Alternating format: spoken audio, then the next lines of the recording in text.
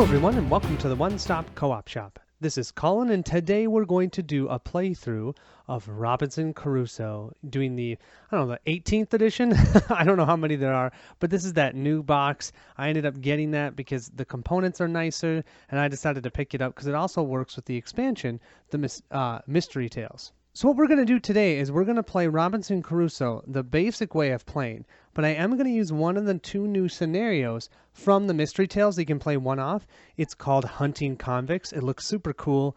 I think it'll be fun to play. I was going to play it in horror mode, you guys, but I could not figure out the horror mode rules. And from what I understand, if I played the campaign first, I think all those rules would be explained during the campaign.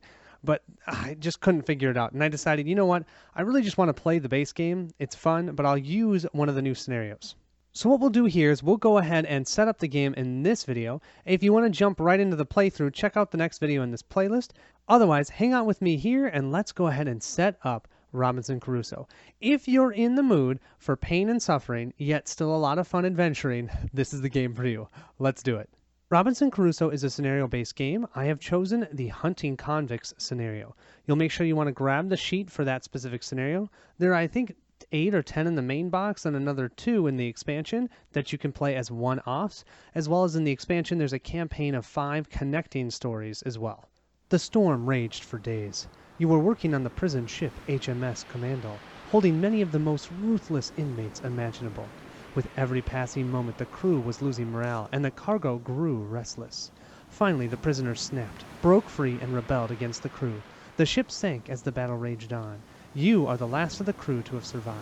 Though, unfortunately for you, all of the inmates have managed to make it to shore, and now the dangerous criminals are loose on the island. You know that in a couple of days another ship will be passing nearby, and help will soon arrive. However, will you be able to do your duty to find and neutralize the convicts on the run? The goal of the scenario is to find the 5 convicts. You may apprehend them or kill them, and survive the 11 days until the next ship arrives. So we have to survive 11 rounds and capture or kill 5 convicts. We do have some setup changes. We're going to place a token on the space 1 of the weapon level. So normally you start at weapon level 0. We'll start at weapon level 1 and draw 3 starting equipment instead of the 2. And then shuffle the convict cards. Then it says place these in a stack face down near the board. So the convict cards came with the expansion.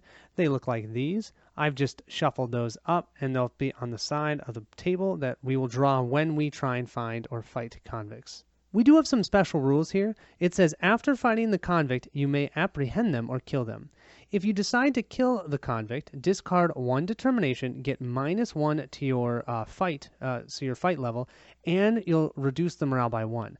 And then you're going to put a black marker on the first available space in the convict space, and I'll show you that in a second.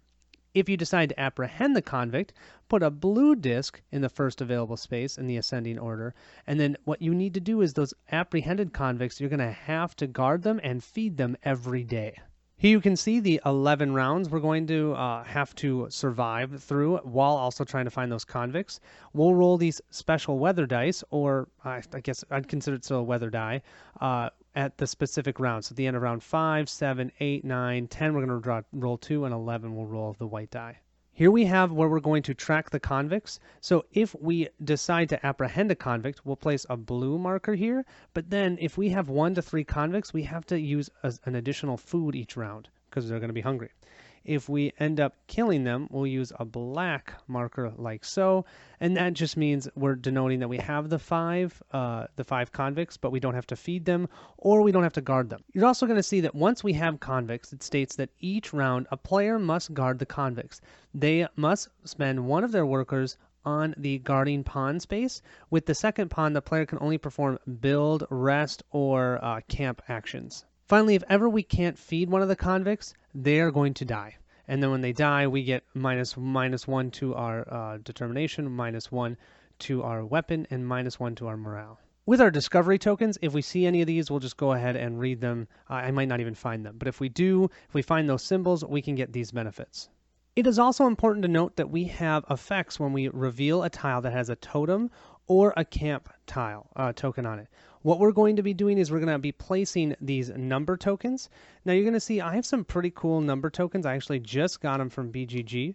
I'll put a link in the description below, but they're acrylic, or I don't even know, is it considered acrylic?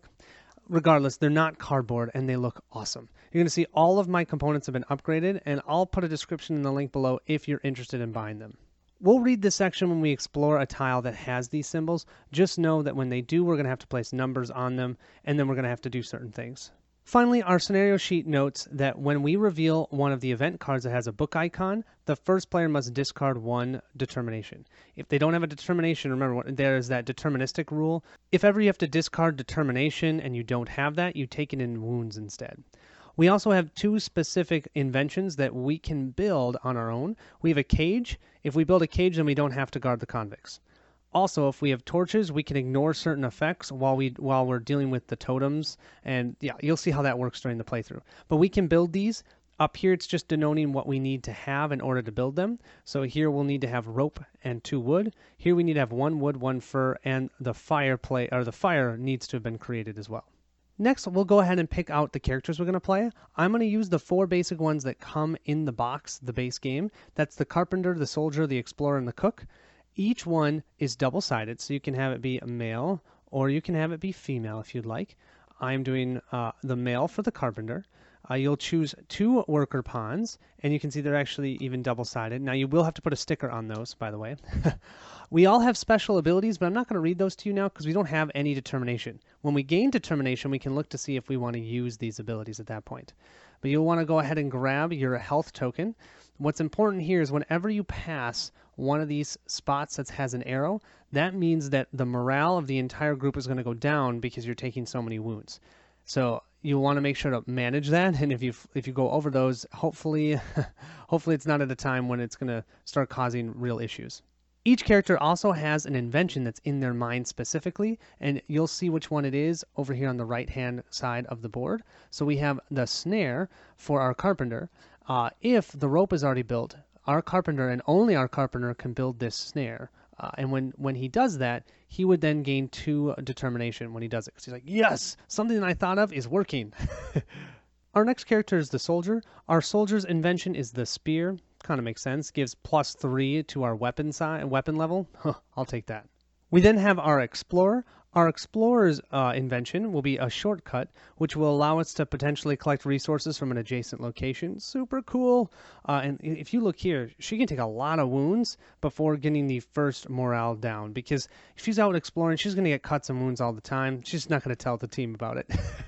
Finally, we have our cook here. Our cook, for his invention, is the fireplace, and he can then convert food into healing people. That's sweet.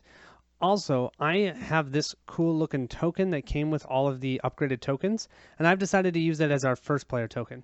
First player really does matter in this game because when you're looking at the morale, you're always going to look at who the first player is, and it's going to affect them. So we're going to start with the cook, explorer next, soldier, and then carpenter. That's how I'm going to do the turns for first order. Next, we'll go ahead and set up our invention board. And the first thing you'll do is grab the 9 starter inventions that you always need to have. How you know that the starter inventions is they've got these little arrows. That denotes to you that they're the starter ones and you should always have them out on the board. Then we've got a pile of other inventions here that I'm going to shuffle up and randomly draw 5 of them and place them out on the board. We now have our 14 inventions that we can build throughout this game. Now, the carpenter has abilities to be able to draw more inventions, but generally speaking, these are the 14 that you're going to use. You can see on top, they all have a requirement of what you need in order to build them. So a lot of them, too, you need specific terrain tiles out on the board itself before you can actually build them. We start at the beach, so we know we can build the shovel. That's the only item that we know for sure that we can build. And so what they recommend you do is you place a black marker on the specific inventions that you know you can build. So we know we can build the shovel. I'm placing a black marker there to denote that. Although in the scenario they said the morale is low, there isn't anything that affects the morale at the beginning right now, so I think our morale will still start at 0. If ever we're at negative amounts, the first player, when we do the morale phase, will have to lose determination. And if ever we're positive, we'll actually gain determination, or if we're lucky enough to get here, we can heal wounds. Next, you want to grab black tokens to represent the level of your roof, the palisade, and the level of your weapon. Normally, all of those start at 0, but our weapon starts at 1 due to this specific scenario. That's a scenario setup. Up here, because we're playing with 4 players, in order for us to build a roof, we have to spend 4 wood or 3 fur. In order for us to upgrade our palisade, same thing. For our weapon, it's always only 1 wood that we need to use in order to upgrade our weapon level. But before we can do any of that, we need to first make our camp. And that's just denoted with this token. After we make our camp, which is the same thing, we're going to need 4 wood or 3 fur. We'll flip this over, and that means we actually have something that's covering us overnight, so we're not taking wounds by sleeping out in the stars. But for now, we start with nothing. 3 of the main actions that we're going to take during the game is building, gathering, and exploring. Each one of those, we have a potential of having adventures while we're doing them. We will have to shuffle up these decks. There's 30 cards in each one. Have those set up, as well as there's going to be 3 dice for each one. You'll see in the playthrough how those dice are used. Also, when you're playing with 4 players, you need to, staying at the camp or cleaning up camp, you'll have to place this card over it, because when you're playing with less than 4 players, you can go here to gain 2 determination and increase morale. But when we're playing with 4, because we're going to have so many more people around, it's 2 determination or increase the morale. We'll also have 2 decks that are going to be placed in the side of the board. We have our beast deck. This deck will eventually get to put into our hunting space on our board, but right now it's just off to the side. Make sure to shuffle that up. And then we have our mystery deck. This deck is full of monsters, treasures, and traps. Sounds great, right? We'll shuffle this up, place this on the side of the board. Here we have our island. Currently, we're just out right on the shore, next to the water. That's where we have landed after swimming ashore from our boat sinking. But during the game, we're going to find more of these tiles, and we're going to place them out, and we can explore them and even move our camp to there if we would like. So what we do to set up the game is you'll grab this tile. The tile on the back side looks like a volcano, so it's easy to know which one is the starting tile. It's also I think it says 8. Yeah, number 8.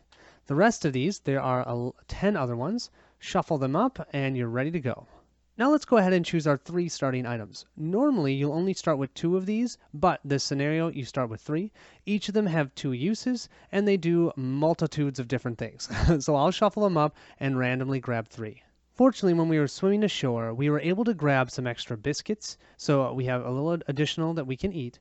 We have some hammer and nails. Someone must have been working on something and stuck that in their pocket. And fortunately, probably our soldier has a pistol, and so she kept that on her person when she swam ashore, so we also have that. Here I'm just showing you a smattering of some of the tokens. So here we have our discovery tokens. I've messed them up in different piles, and when we reveal a tile that has one of those symbols, we'll draw one for a benefit. We have all of our different types of food. These are non-perishable food. This is perishable food. We have wood, and we have our fur. And then over here, we're going to have our determination tokens that can be used to activate our special abilities. Our final step will be to set up the event deck. Now, when you're playing this game, there's a couple of cards that actually have a different back, this blue back. Compared to all of these, you're going to see have a darker back. The blue back cards are ones that you start off with on the board as an event that's already taken place. I'm going to start with the normal ones called food crates, just because they give you a nice little benefit for food, kind of helps you start off. There's other ones that can be more of a challenge or just different if you'd like to, but I'm going to place this one on the board. Then what I'm going to do is I have separated out our event decks to have ones that have book icons and ones that have question mark icons. The book icon cards, when we draw them from the event deck, don't forget, besides whatever their ability is here, we also are going to have the first player lose 1 determination token, specific to this scenario. For these cards, this is a question mark that what we'll do is we'll place that on that adventure deck. So you see how this one's brown, and that means it would be for our building deck. And that means the next time someone tries to build something that round, even if they guarantee that they're not going to have to roll dice and they're going to guarantee that action, they're still going to have have an adventure. And we'll be honest, most of the adventures are bad. Some of them are good, but don't expect it. So how we know how to set this up is we look at the amount of rounds. We have 11 rounds. We're going to divide that number by 2 and round up. So that means there's going to be 6 cards in total from each set. So we're going to grab 6 cards randomly from the question mark deck and 6 cards from the book deck. Shuffle those up, and that's going to be our event deck. That's the setup for Robinson Crusoe. You can see here I've got my event deck up here all shuffled up, and then the food crates card down here already on the board. I hope you guys are excited. I haven't actually played this scenario yet, so probably going to lose. Usually I lose the first time I play till I can figure it out, but I thought it'd be fun that we could play this one together. Ooh, I also want to mention that this new edition of the game comes with this amazing round summary, and it gives you it shows you the different dice and the different sides, as well as the different types of strengths of beasts. It's super helpful. So we'll walk through that for our first round so you guys can see how the game plays, and then let's just have some fun. What do you say? Let's see if we can survive on this island and capture some convicts. I'm hoping not to kill them, but sometimes you got to do what you got to do. Thank you all so much for watching. I'll see you at the next stop.